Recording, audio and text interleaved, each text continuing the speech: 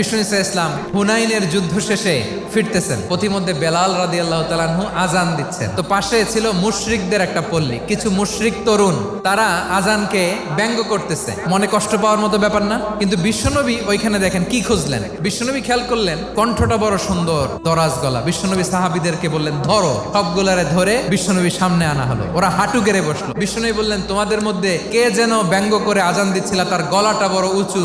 আবু মাহজুরা বলে আমার বন্ধুরা সবাই আমার দিকে আঙ্গুল দেখায়। আবু মাহজুরার মাথায় হাত দিয়ে বললেন এবার আজান দাও দেখি। আবু মাহজুরা বলে আমি তো আজান দিতে জানি না। বিশ্বনবী বললেন তাহলে আসো আমি তোমারে শিখাই দেই। বিশ্বনবী একটা বাক্য পরে, আবু মাহজুরা পরে, বিশ্বনবী পরে, আবু মাহজুরা পরে। আবু মাহজুরা বলে এক একটা বাক্য পড়ি আমার কলিজাটা গলে ঠান্ডা হয়ে যায়। বিশ্বনবীর সাথে দাঁড়িয়ে উনি শাহাদা পড়ে মুসলমান হয়ে গেলেন। বিষ্ণু ইসা ইসলাম বললেন যাও আবু মাহজুরা, আমি তোমাকে পৃথিবীর শ্রেষ্ঠতম মসজিদ মক্কার মসজিদুল হারামের মুয়াজ্জিন হিসেবে অ্যাপয়েন্ট করে দিলাম।